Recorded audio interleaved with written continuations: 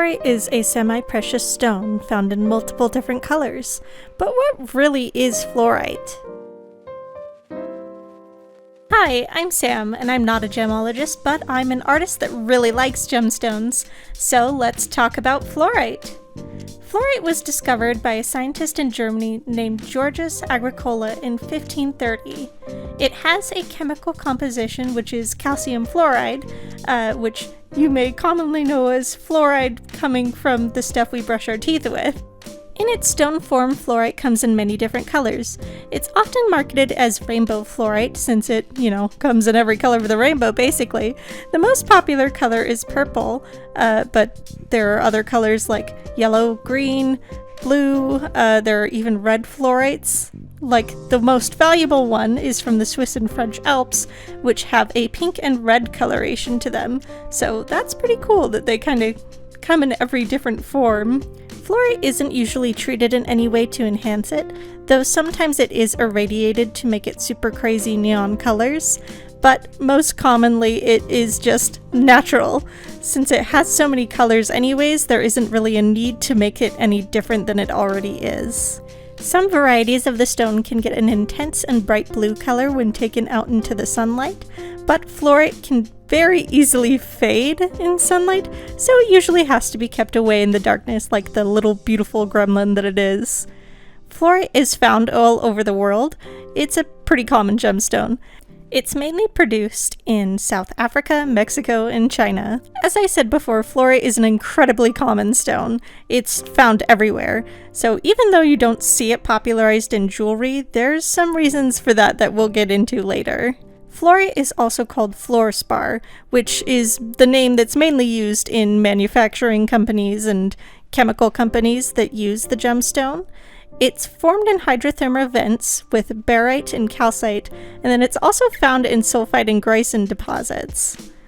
It forms in an isometric crystal structure, which is equal in all three dimensions in 90 degrees, so it's like a cube, which those are pretty cool too. I have a picture of the cube fluorite right up here in its natural state. Just like plenty of other gemstones, fluorite has a vitreous luster similar to that of glass, so very nice and shiny. On the refractive index, it ranks as a 0.434 and is usually transparent or translucent. The term fluorescence actually comes from fluorite, as it was discovered in the stone in 1852 by Gabriel Stokes. In rare cases, some of the stones even exhibit phosphorescence, where if you take it into a bright light and then immediately into a dark room, it can continue to glow.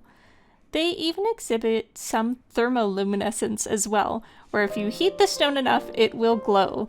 This could be dangerous and ruin the crystals though, so I don't recommend doing it. I'm sure not going to. Since the stones are so common, flawless crystals are found quite regularly, so they're usually used as display pieces for collectors. This stone has a specific gravity of 3 to 3.3 times heavier than water. So, on the Mohs hardness scale, fluorite is a 4, which, if you didn't know, glass is 5.5 at the lowest. This stone is very easily scratchable. That's one of the main reasons that it's not used in jewelry, just along with its perfect cleavage, which means it breaks smoothly from all sides, and they're pretty easy to break anyways. All of these things in tandem make fluorite the perfect cocktail for one of the worst things to use in jewelry. So, like I said, it's not really used often. If it is, it's really someone that's not trying to sell you a good product.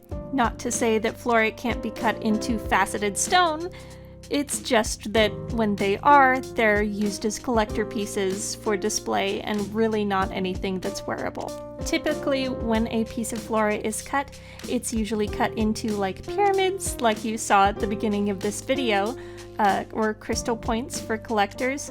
Sometimes it is made for beads, but like what I said with it being really easily breakable and scratchable, they don't last very long.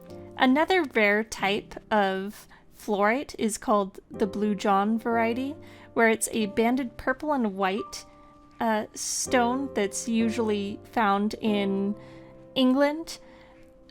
A lot of the times when they found this specific variety, it was used for goblets and carving. As an example, this vase was carved out of the Blue John variety of fluorite. Now, if you look closely at this vase and think really, really hard, what other stone does this remind you of? I'll give you a second. It's amethyst. It looks a lot like amethyst. This stone can be easily mistaken as many others, especially amethyst, mostly because of the fact that it comes in so many colors. However, since it is so soft, it is quite easy to tell apart from other stones like that. Fluorite is an incredibly important industrial metal. It has so many different uses.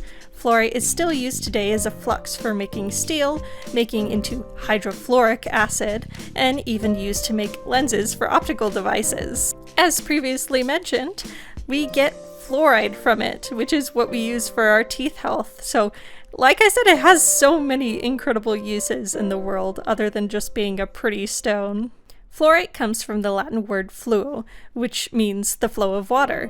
The Romans gave it this name because they used fluorite as a flux, which is what makes molten metals flow more easily.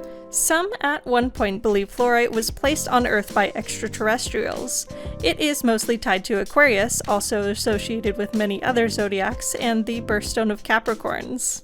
Being related to Aquarius, it's more so the age of Aquarius and is a symbol for that kind of belief system.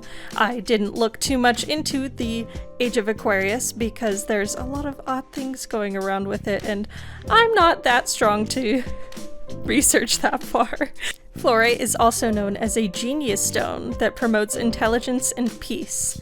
There are theories that each color represents a difference in what it affects, such as green being in control of your heart and emotions, and then freeing you from conflicting emotions. Blue brings with it energy and clarity, which links it again to the age of Aquarius being its main stone for that. Purple is the third eye, or gives its wearer a sharper intuition. Yellow gives creativity and wisdom, or intellectual activities for those big brain people. And white and clear stones have a spirit strengthening and then an effect that lets go of emotional blockage. Moving on from those slightly questionable thoughts about it, the ancient Egyptians used to carve scarabs and god statues from it, and then the ancient Chinese used the green in amulets, talismans, cups, and anything else they could carve it into. It was thought to be a substitute for jade, but I couldn't really find any other ways that they believed jade was. It was more so they used it because it was around. Right now in the video, I'm just finishing it up, putting little accented pieces in it to, zhoosh up the piece like I do with all of the others. Of course, I crushed all of these little fluorites to kind of spread them around there, but I took some interesting inspiration from this piece. Inspired by the kind of extraterrestrial, almost alien type thing, so I wanted it to look really weird and colorful. I created this little cave gnome guy is what I've been calling him, and just kind of took some weird features that I liked, Gnominess has a mushroom for a hat, has these weird kind of frog legs but also a tail, and then I also wanted to, as you can see here, make it fluoresce under blacklight. So I have just an intense amount of blacklight shininess to it, and I think it really makes the piece super cool, especially his spooky little eyes there. So I hope you like it. Hey, thanks for watching my video. I know this one kind of took a while to actually get it out, but still hope you liked it. If you do like it, I would really appreciate if you, left a like, maybe a comment on what I can get better at with things. And anyways, thanks for watching, and bye y'all!